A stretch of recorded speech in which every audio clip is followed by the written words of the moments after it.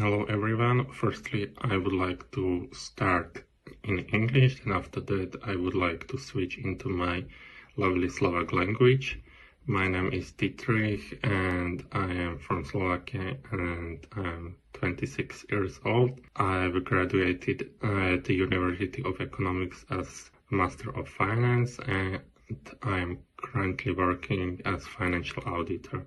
Now I would like to switch into Slovak. Čiže ďakujem, že som sa mohol v krátkosti predstaviť angličtine a teraz poviem pár slov v slovenčine. Veľmi ma zaujal váš program a rád by som na ňom participoval a prispel svojim pohľadom ako Slováka a Stredoeurópana. Ako som spomínal, môj záber sú financie, keďže robím už 3. rok ako finančný auditor, čo som spomínal.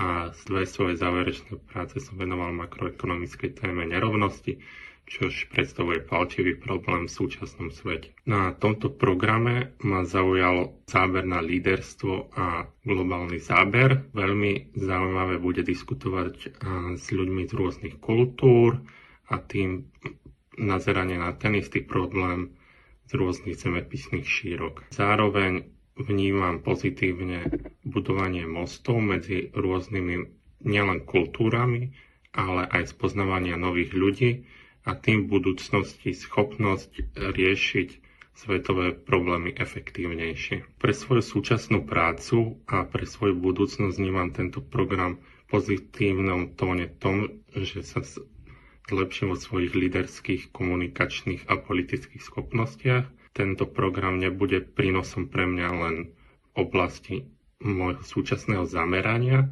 čo sú financie alebo finančný audit, ale aj do budúcnosti, keď by som chcel sa naplno venovať politike a z tohto dôvodu vnímam hlavné pozitívum aj stretávanie sa s ďalšími budúcimi svetovými lídrami.